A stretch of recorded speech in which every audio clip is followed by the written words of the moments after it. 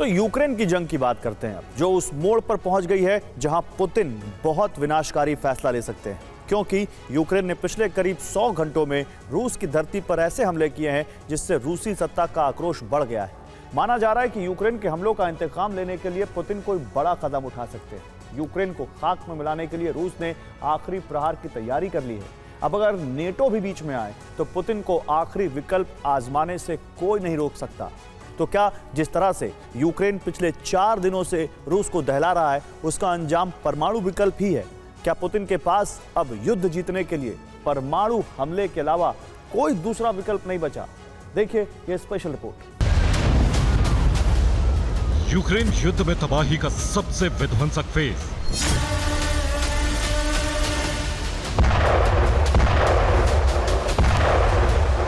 Ukraine ने रूस की धरती को फिर दहलाया।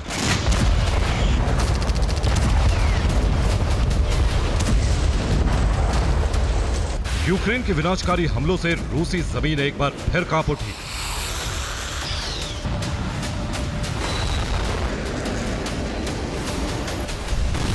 ये तस्वीरें रूस के चेचनिया के ग्रोजनी इलाके की, जहां यूक्रेन ने हमला करके गैस स्टेशन को निशाना बनाया।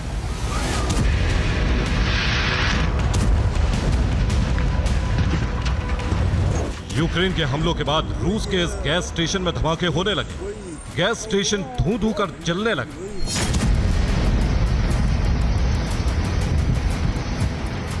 यूक्रेन ने रूस के इस गैस स्टेशन को पूरी तरह भस्म कर डाला। गैस स्टेशन में भारी विस्फोट से भूकंप आ गया, जिसके बाद धमाके से गैस स्टेशन से सटी इमारतें हिलने लगी। इन इमारतों से पूरे ग्रोजनी शहर में हड़कंप मच गया।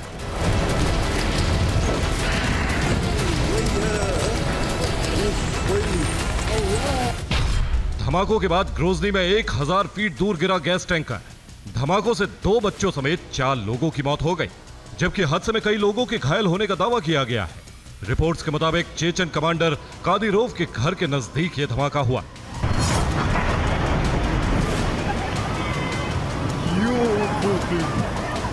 रूसी मीडिया के मुताबिक गैस स्टेशन में भारी विस्फोट के पीछे यूक्रेन के हमलों की आशंका जताई गई। हालांकि रूस के ऑयल फील्ड पर पहले भी हमले हुए।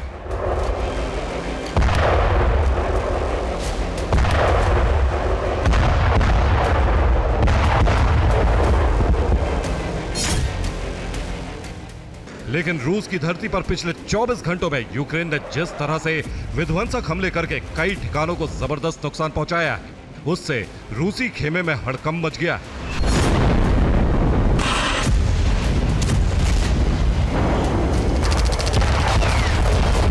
यूक्रेन ने लुहांस्क में भी ऑयल डिपो पर बारूद बरसाकर उसे भस्म कर डाला।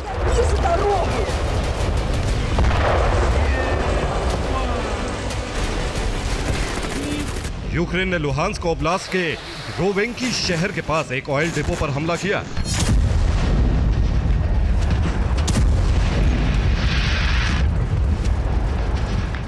हमले से डिपो में भयंकर आग लग गई। यूक्रेन ने इस साल रूस और उसके कब्जे वाले क्षेत्रों में एनर्जी सोर्स के कई ठिकानों पर ड्रोन दागे, जिसके बाद रूस को काफी नुकसान हुआ।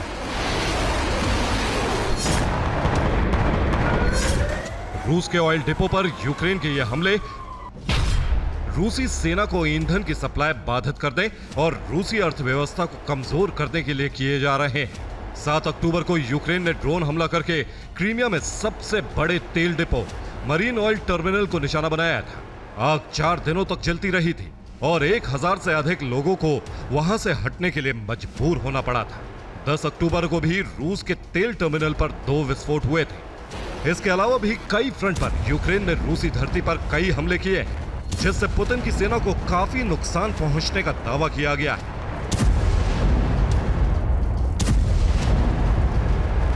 पूर्वी रूस में यूक्रेन ने रूसी सेना के एक ठिकाने पर बम बरसाकर उसे तहस नहस कर डाला।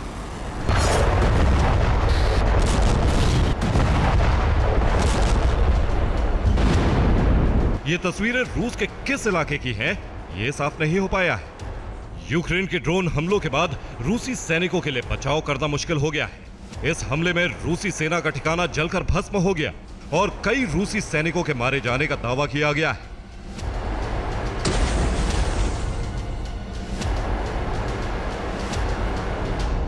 रिपोर्ट्स के मुताबिक यूक्रेन के हमलों के पीछे 24 घंटों में रूस को काफी तगड़ा नुकसान हुआ है।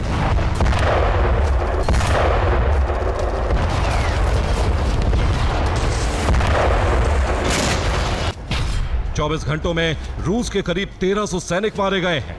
इसके अलावा रूस के 9 टैंक, 29 आर्टिलरी, 49 सैन्य वाहन और 71 टैंक तबाह हो गए। 2 एयर डिफेंस सिस्टम और 45 रूसी ड्रोन भी नष्ट हो गए।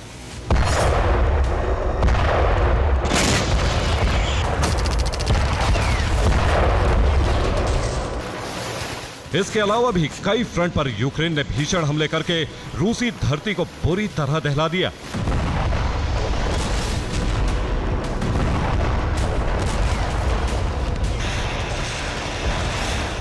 यूक्रेन के हमलों के जवाब में रूस ने भी यूक्रेन से बारूदी इंतकाम लिया। रिपोर्ट्स के मुताबिक रूस ने यूक्रेन में क्लस्टर बम से हमला किया। दावे के मुताबिक रूसी सेना ने FAB 250 बम से हमला किया। FAB 250 एक गाइडेड बम होता है। इस बम का इस्तेमाल रूस पहले भी इस जंग में कई बार कर चुका है।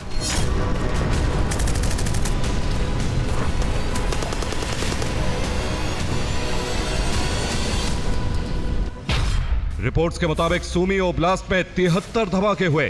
खोतिन, माइरोपिलिया, रिची, बिलोपिलिया, क्रास्नोपिलिया, वेलिका और पिसारिव्का में धमाके सुने गए।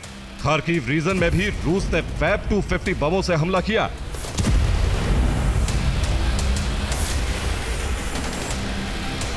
खार्किव में यूक्रेनी सैन्य ठिकानों पर रूस ने 3 FAB 250 बमों से तबाही का ऐसा मंजर पैदा कर दिया कि पूरे खार्किव में दहशत फैल गई। दावे के मुताबिक खार्किव में यूक्रेन की आधी टुकड़ी खत्म हो चुकी है। खार्किव में एनर्जी ठिकानों पर भी रूस ने बेतहाशा बारूद बरसाए। इसके अलावा पिछले 24 घंटों में कीव, लवीव, निप्रो में भी रूस ने विध्वंसक हमले किए। ज़ेपोरिज़िया में रूस ने 170 ड्रोन दागे। ज़ेपोरिज़िया में रूसी सेना ने 7 एयर स्ट्राइक की। ज़ेपोरिज़िया में यूक्रेन के परमाणु प्लांट है। इस इलाके को रूसी सेना शुरू से ही टारगेट कर रही है।